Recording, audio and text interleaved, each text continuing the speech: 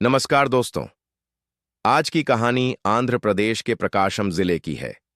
एक ऐसी कहानी जो पहली नजर में सड़क हादसा लगती है, लेकिन जैसे जैसे परतें खुलती हैं, मामला कुछ और ही निकलेगा।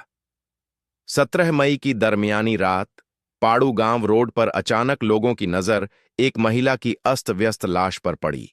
सड़क के किनारे पड़ी उस बॉडी को देखकर पहले तो सबको यही लगा कि कोई तेज रफ्तार गाड़ी उसे टक्कर मारकर फरार हो गई है। महिला के कपड़े फटे हुए थे, शरीर पर गहरे जख्म थे और हालत ऐसी कि देखकर रूह कांप जाए। आसपास के लोग डरते सहकते उसकी तरफ बढ़े और तुरंत पुलिस को सूचना दे दी। सूचना मिलते ही पुलिस टीम मौके पर पहुंची। यह इलाका वेलिगंधला मंडल की सीमा में आता था। पुलिस ने शव को अपने कब्जे में लिया और पहली नजर में यही माना गया कि यह एक हिट एंड रन केस है। गाड़ी कौन सी थी, ड्राइवर कौन था और हादसा किसने देखा था या नहीं, ये सारे सवाल पुलिस के सामने थे। मामला सेंसिटिव था, इसलिए फॉरेंसिक टीम को भी मौके पर बुलाया गया। रोड की जांच हुई, बॉडी की हालत देखी गई और फिर शव को पोस्टमार्टम के लिए अस्पताल भेज दिया गया। साथ ही अज्ञात वाहन के खिलाफ केस दर्ज कर जांच तेज कर दी गई। अब पुलिस के सामने दो बड़ी चुनौतियां थीं। पहली, महिला की पहचान करना और दूसरी, उस रहस्यमयी गाड़ी का पता लगाना जिसने उसे कुचला था। कुछ घंटों की मशक्कत के बाद आखिरकार पुलिस को सफलता मिल गई। महिला की पहचान हुई और जैसे ही नाम सामने आया, केस ने एक नया मोड़ ले लिया। महिला का नाम था राधा रेड्डी, उम्र करीब 35 साल। पुलिस ने तुरंत उसके पति से संपर्क किया। पति का नाम था मोहन रेड्डी, जो हैदराबाद में एक सॉफ्टवेयर इंजीनियर के तौर पर काम करता था।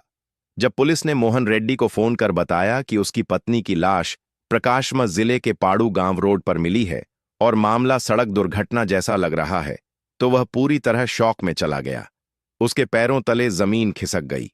उसने पुलिस को बताया कि उसकी पत्नी 11 मई को अपने मायके गई थी और फिर वापस भी लौट आई थी। सब कुछ नॉर्मल था, कोई झगड़ा नहीं, कोई परेशानी नहीं। फिर सवाल यह था कि राधा रेड्डी आधी रात को पाड़ू रोड पर कैसे पहुंची। वहां वह अकेली क्या कर रही थी? और अगर यह सिर्फ हादसा था, तो फिर उसकी हालत इतनी भयावह क्यों थी?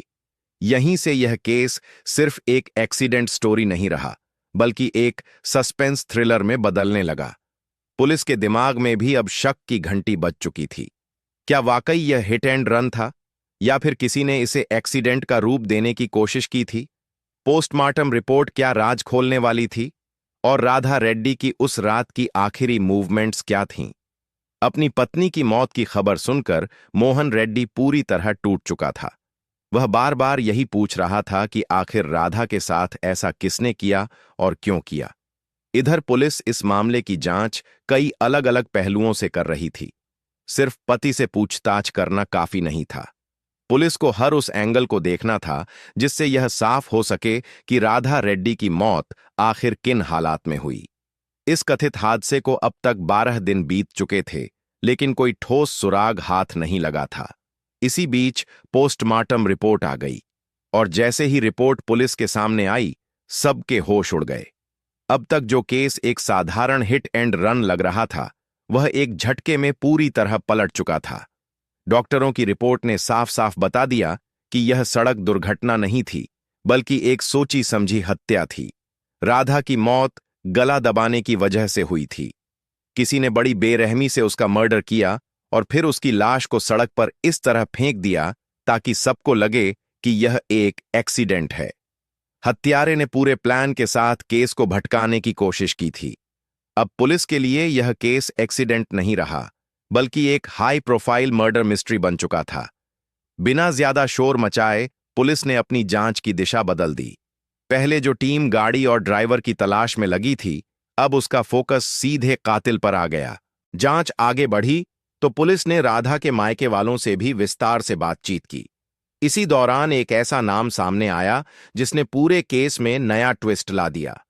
परिवार ने बताया कि राधा का एक बचपन का दोस्त था, काशी रेड्डी। उन्होंने पुलिस को यह भी बताया कि 16 और 17 तारीख को काशी रेड्डी लगातार राधा को मैसेज कर रहा था और शहर में मिलने के लिए बुला रहा था। यह बात सुनते ही पुलिस अलर्ट हो गई। परिवार को पहले से शक था कि राधा की मौत में काशी रेड्डी का कोई ना कोई रोल जरूर हो सकता है। यहीं कहानी में एक और चौंकाने वाली परत खुली। परिवार ने बताया कि राधा और काशी रेड्डी के बीच पैसों का बड़ा लेन देन हुआ था। कुछ साल पहले काशी रेड्डी पर जबरदस्त फाइनेंशियल क्राइसिस आया था। बिजनेस डूब चुका था, कर्ज चढ़ चुका था और उसे पैसों की सख्त जरूरत थी। उसी वक्त राधा और उसके पति मोहन ने मिलकर उसकी मदद की थी और करीब 80 लाख रुपए उधार दिए थे। लेकिन सालों बीत जाने के बावजूद काशी रेड्डी ने 1 रुपया भी वापस नहीं किया था। इस बात को लेकर राधा और मोहन दोनों काफी परेशान रहते थे। वे बार बार अपनी मेहनत की कमाई वापस मांगते थे, फोन करते थे, मैसेज करते थे, लेकिन हर बार काशी कोई न कोई बहाना बना देता था।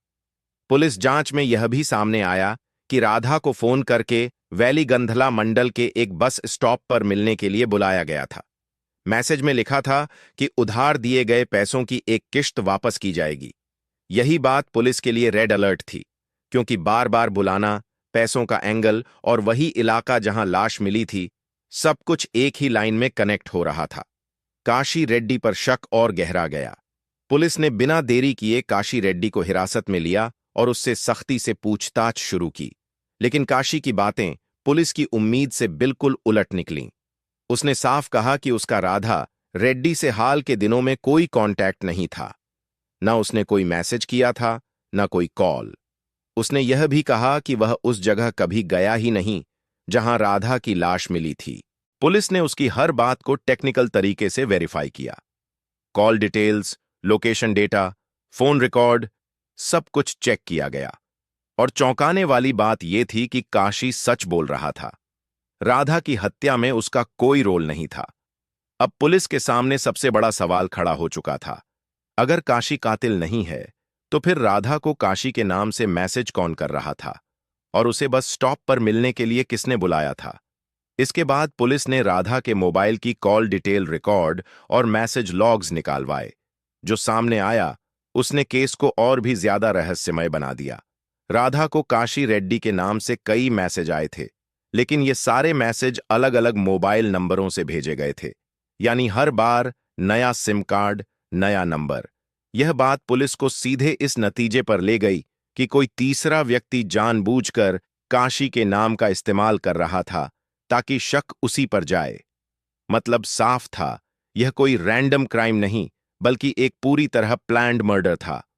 अब पुलिस का फोकस काशी से हटकर उन अज्ञात नंबरों पर आ चुका था। टेक्निकल टीम ने उन सभी नंबरों की डिटेल्स निकालनी शुरू की, लेकिन मुश्किल ये थी कि उनमें से कई नंबर बंद हो चुके थे। कुछ सिम फेंक दी गई थीं और कुछ फर्जी आईडी पर ली गई थीं। इसी टेक्निकल इन्वेस्टिगेशन के दौरान पुलिस के हाथ एक और गेम चेंजर सुराग लगा। पता चला कि राधा को जो पहला मैसेज काशी के नाम से भेजा गया था, वह एक खास लोकेशन से किया गया था। अब यह लगभग कंफर्म हो चुका था कि वही मैसेज कातिल ने खुद भेजा था। पुलिस ने तुरंत उस लोकेशन को पिन पॉइंट किया और एक टीम को वहां रवाना कर दिया। जब पुलिस उस जगह पहुंची, तो सामने आया एक बिल्कुल अनएक्सपेक्टेड सीन।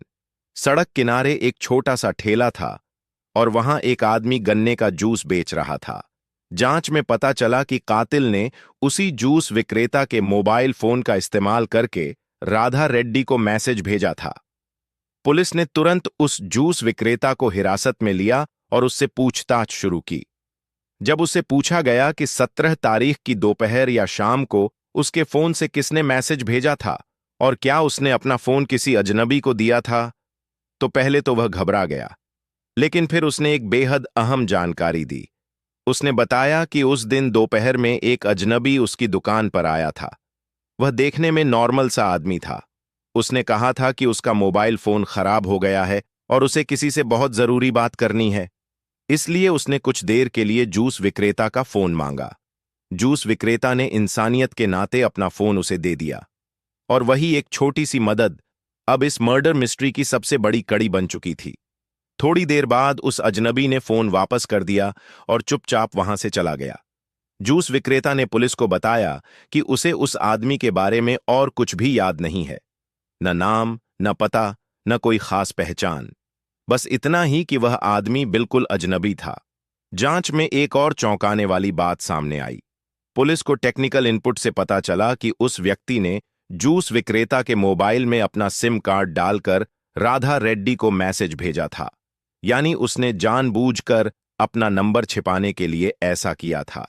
यह साफ संकेत था कि भेजने वाला कोई शातिर दिमाग वाला इंसान था जो पहले से ही सब कुछ प्लान करके आया था। हालांकि जूस विक्रेता उस आदमी की सही पहचान नहीं कर पा रहा था। जब पुलिस ने उससे और डिटेल में पूछताछ की तो वह कोई पुख्ता जवाब नहीं दे सका। उसका बस यही कहना था कि वह आदमी उसके लिए पूरी तरह अनजान था और उसने पहले कभी उसे नहीं देखा था। इसके बाद पुलिस ने एक नया दांव खेला। उन्होंने काशी रेड्डी की फोटो जूस विक्रेता को दिखाई और पूछा कि क्या यही वह व्यक्ति था जिसने उस दिन फोन मांगा था। जूस विक्रेता ने बिना एक सेकंड सोचे कहा, नहीं साहब, ये आदमी वो नहीं है। जिसने मुझसे मोबाइल लिया था उसका चेहरा इससे बिल्कुल अलग था। यहीं पर पुलिस की शुरुआती जांच पूरी तरह कंफर्म हो गई कि काशी रेड्डी का इस हत्या से कोई लेना देना नहीं है। जूस विक्रेता ने साफ साफ कहा कि तस्वीर वाला काशी रेड्डी कभी उसकी दुकान पर नहीं आया था और उसने उसका फोन इस्तेमाल नहीं किया था। इससे पुलिस और ज्यादा आश्वस्त हो गई कि काशी रेड्डी बेगुनाह है। अब केस एक बार फिर खुला पड़ा था। पुलिस के सामने सबसे बड़ा सवाल खड़ा हो गया, अगर काशी निर्दोष है तो फिर असली कातिल कौन है।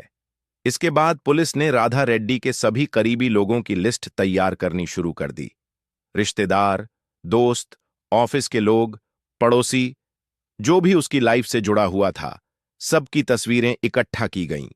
एक एक करके ये सारी तस्वीरें गन्ने के जूस वाले को दिखाई जाने लगीं। इन्हीं तस्वीरों के बीच एक फोटो थी राधा रेड्डी के पति मोहन रेड्डी की। जैसे ही पुलिस ने जूस विक्रेता को मोहन रेड्डी की तस्वीर दिखाई, वह अचानक चौंक गया। उसने फोटो को ध्यान से देखा और तुरंत बोला, साहब, यही वो आदमी है। यही मुझसे कह रहा था कि उसका मोबाइल खराब हो गया है और कुछ समय के लिए मेरा फोन इस्तेमाल करना चाहता है। यह सुनते ही पुलिस के कान खड़े हो गए। एक पल में पूरा सीन बदल चुका था। अब तक मोहन रेड्डी अपनी पत्नी राधा रेड्डी की मौत पर बेहद दुखी, टूटा हुआ और बेबस नजर आ रहा था। सबको यही लग रहा था कि वह एक बेगुनाह पति है जो अपनी पत्नी को खोकर सदमे में है। लेकिन जूस विक्रेता की इस पहचान ने पूरी कहानी उलट दी। अब साफ हो चुका था कि मोहन रेड्डी इस केस में सिर्फ दुखी पति नहीं, बल्कि एक बड़ा संदिग्ध बन चुका है। इसके बाद पुलिस ने बिना देर किए मोहन रेड्डी को हिरासत में ले लिया। उसे थाने लाया गया और सख्ती से पूछताछ शुरू कर दी गई। शुरुआत में मोहन रेड्डी लगातार यही कहता रहा कि उसने कुछ नहीं किया, लेकिन पुलिस की सख्ती के आगे वह ज्यादा देर टिक नहीं पाया। आखिरकार वह टूट गया और उसने अपना जुर्म कबूल कर लिया। उसने माना कि 17 मई 2023 की रात उसी ने अपनी पत्नी राधा रेड्डी की हत्या की थी। पुलिस के सामने अब सबसे बड़ा सवाल था, आखिर उसने अपनी ही पत्नी को क्यों मारा। पूछताछ में जो सच सामने आया वो और भी खौफनाक था। इस पूरी कहानी की जड़ था राधा का बचपन का दोस्त काशी रेड्डी। राधा के कहने पर मोहन और राधा ने मिलकर काशी को करीब 8 लाख रुपए उधार दिए थे, लेकिन काशी ने सालों तक 1 रुपया भी वापस नहीं किया। इसी बात को लेकर मोहन और राधा के बीच झगड़े शुरू हो गए। मोहन अपनी पत्नी को दोष देने लगा कि उसी की वजह से उनकी मेहनत की कमाई डूब गई।